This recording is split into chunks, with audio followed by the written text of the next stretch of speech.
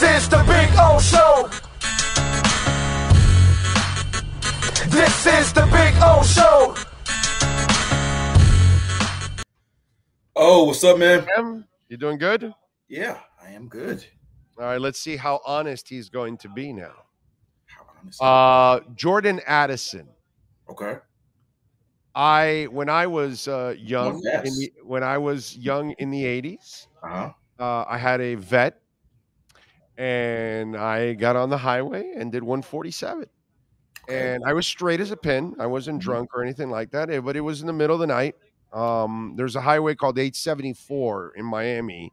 When you Okay. go down US 1 off of UM, if you go a little more south, there's an 874 that connects with the turnpike and takes you to the Keys. So that 874 stretch Okay. is very lonely, okay, especially at night. And so I tested the Corvette there, and what Jordan Addison did is what most young men would do, or even an older man that just bought a Lamborghini, a Porsche, you bought a race boat, you bought a high speed, type of motorcycle. I don't know the names of the motorcycles or whatever, but my point is, if you bought those kind of vehicles, at one point or another, dude, you're gonna punch it. You're gonna test it. You and your buddy are gonna, And to me, I'll rip Henry Ruggs. You did it in a residential area. You were drunk. You were screwing around with your girlfriend. You got people killed. But what Jordan Addison did is what the rest of us red-blooded males do when we run into money for the first time, when we are able to buy something we were never able to treat ourselves to. So it's funny to me if anybody wants to, especially a male person, because females are different. Okay, they may not look at it. They may not look at it the way we do. But did you ever do that? Absolutely. My first car was a Mustang, and definitely did not know how to go to speed limit.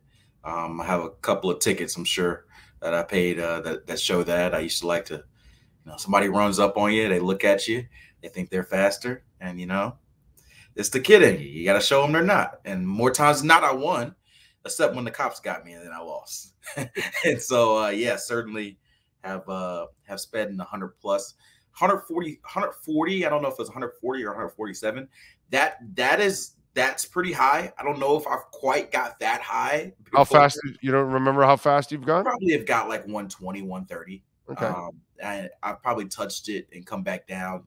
I was in a more of a suburban residential area.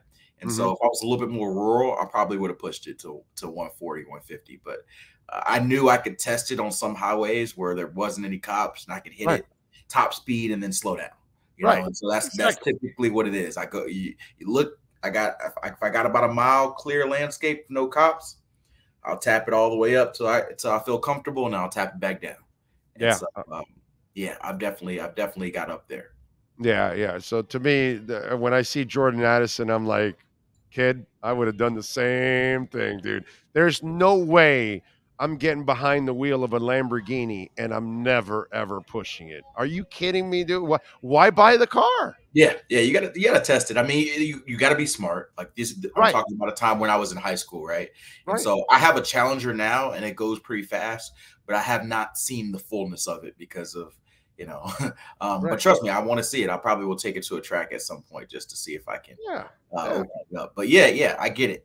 Jordan Addison's 21 years old. Even though he's an NFL player, he still is realizing things he hasn't realized before. I'm guessing the Lamborghini is something he got since he's been in the league. And, like you said, you want to pop that thing open. And so 3 a.m. and off a highway is probably not the right time. But I think that's the perfect time. That's when there's nobody around, dude. Right? Well, the worry there is that the cop is automatically going to assume that you're drunk. Oh, yeah, you stand out like a turd in a punch bowl. You're already creating a situation where it's super confrontational, probably very dangerous. And it sounds like he didn't have anything in his system, so he was fine in that department. But that's the worry when you see somebody going that fast.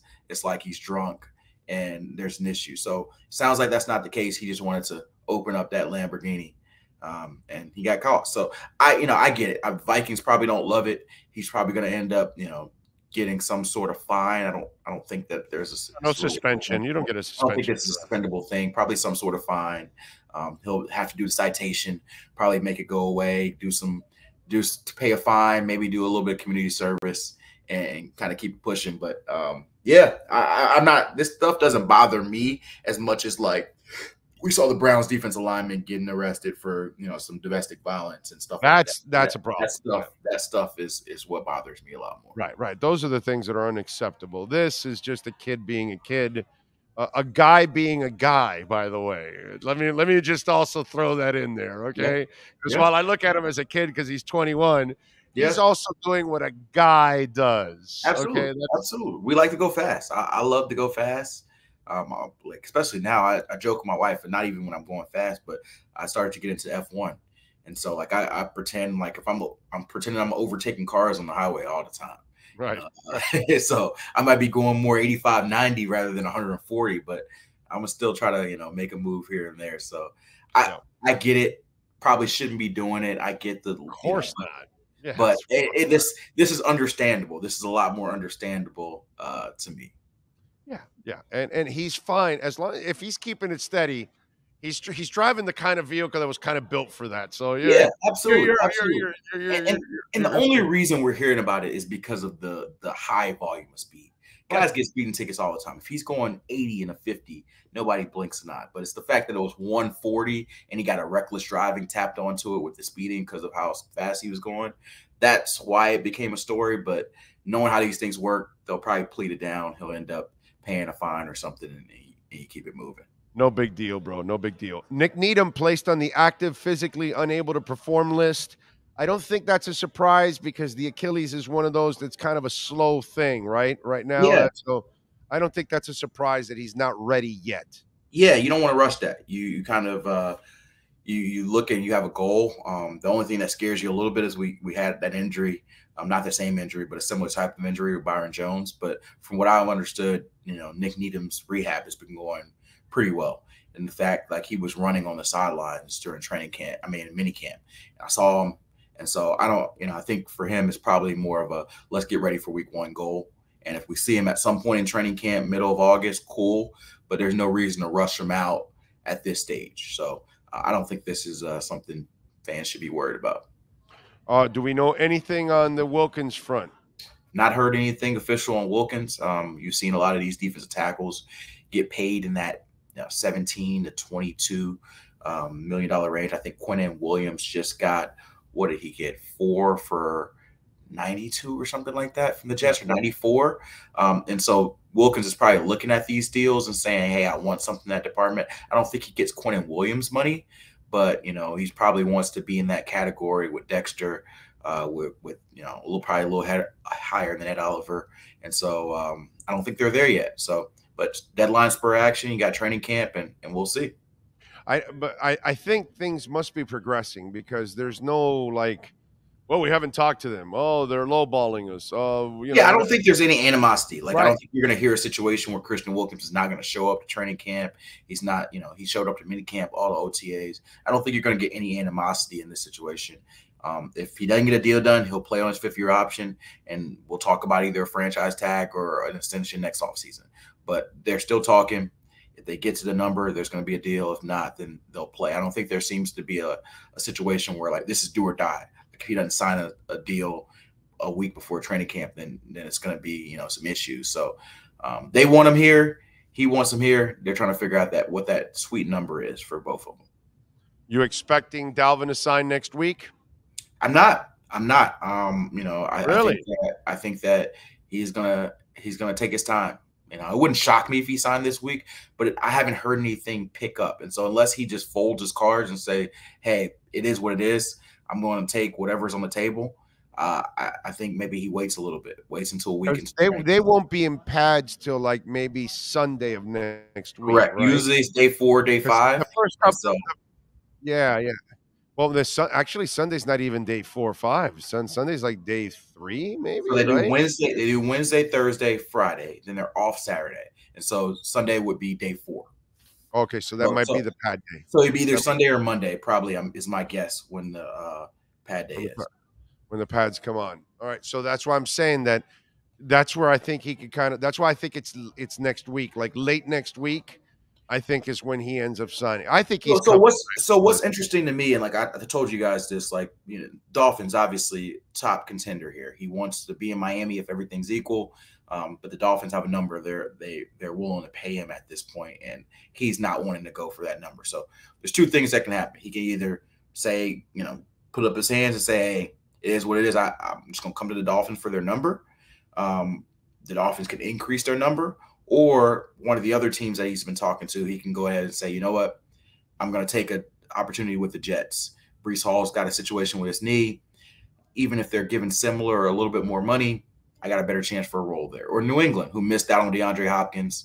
Maybe they up their ante a little bit, and you bring in a guy like him there. So I think that's why you may see them wait a little bit, just to kind of see what urgency looks like. The Jets spent a week or two at camp, and Breece Hall's still not looking like he's close. Maybe that adds $1 million or $2 million on their offer. But eventually, he's going to have to come to terms, whether that's next week, whether that's the middle of August, whether that's 5 days before the season, on, okay, this is the best I got. Am I going to take it?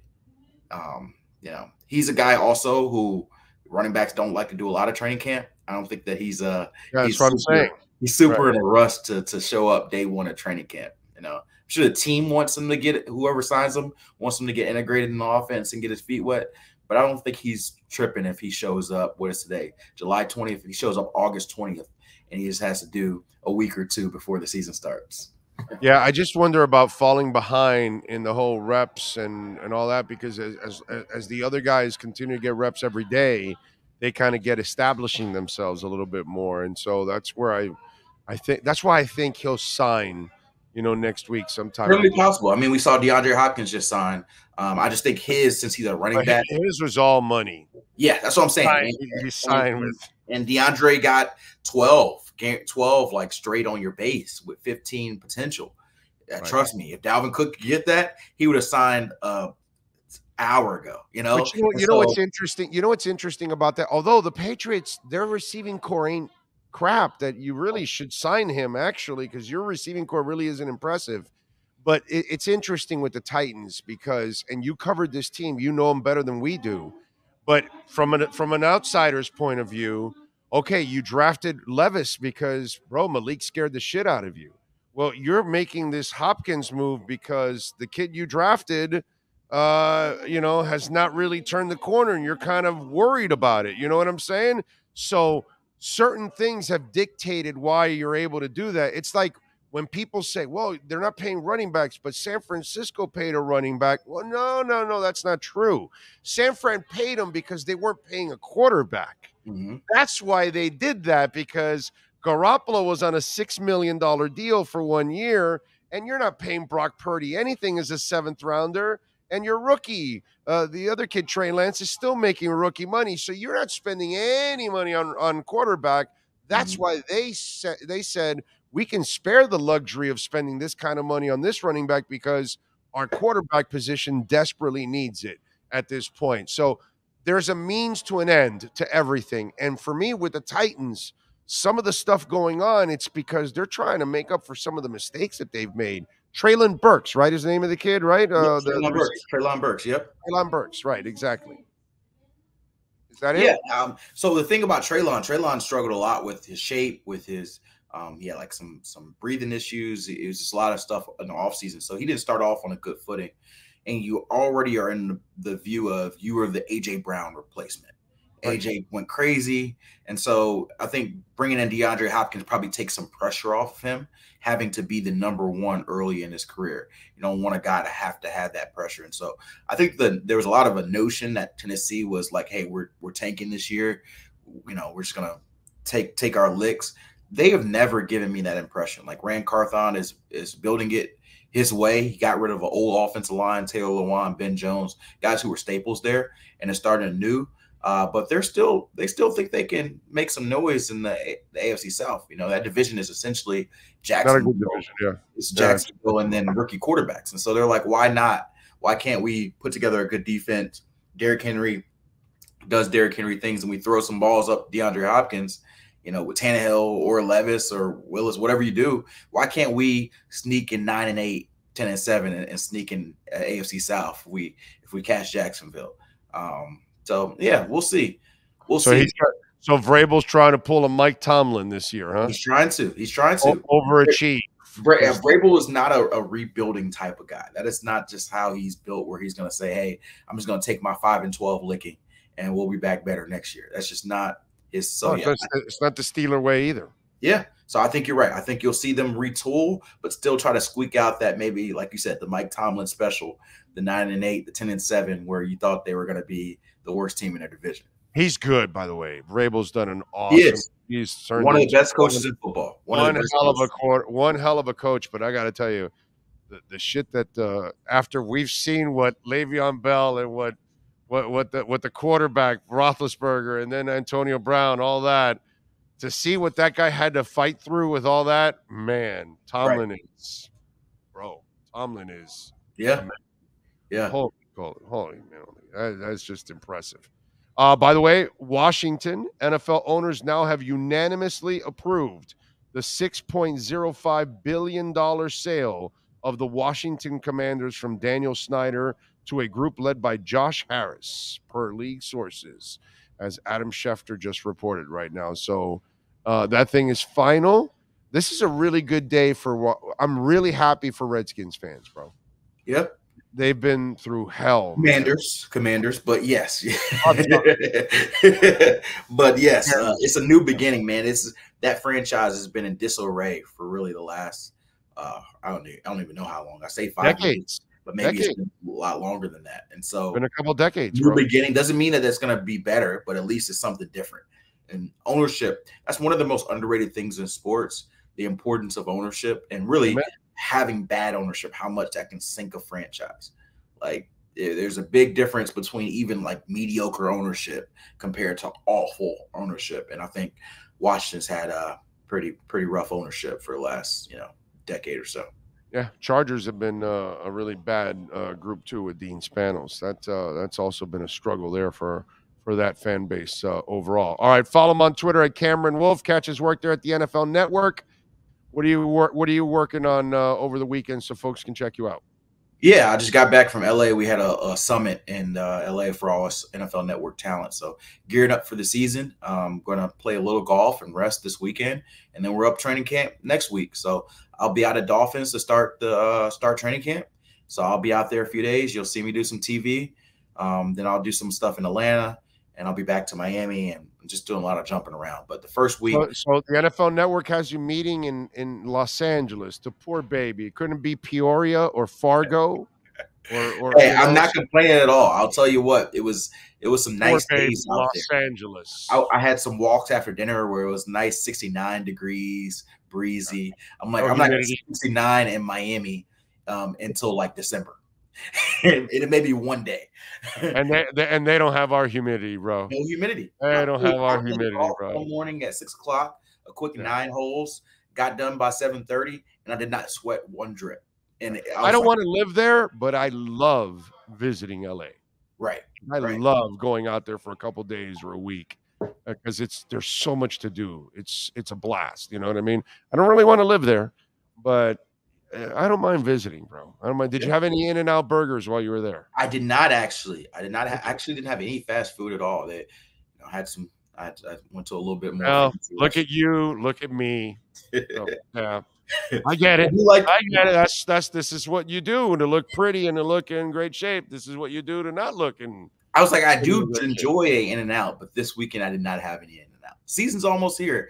Got to get me some workouts in, man. I'm gonna eat a lot more burgers on the road on these late nights, so try to avoid them at this stage. All right, Cam. Have a great weekend, my brother. We'll catch up next week, my friend. Appreciate you. All right. Appreciate you. Thank you, sir. There you go, Cameron Wolfe. And reach out to our friends at KSDT CPAs. If you did not file your taxes in April, you're a little nervous right now. By the way, the old man hired a whole bunch of IRS agents. Yeah. Like, I think it's $88.6 billion. Yeah, in IRS agents. So they're going after people that have not filed their taxes, apparently, over the last few years. So if that's one of you out there, please call my friends at KSDT CPAs. In fact, use that QR code that you're seeing right now on the screen. Okay, reach out to them, tell them that Big O sent you. They will take care of you, man. They are great people, personal, business taxes. Reach out to our friends at KSDT CPAs. We've got offices all throughout South Florida, but you don't have to even live in South Florida in order to use KSDT CPAs. Top 200 firm. Forbes says it, baby. Right here in America. Reach out to the people at KSDT CPAs. 305-670-3370. We got a office coming to North Carolina, too. 305-670-3370.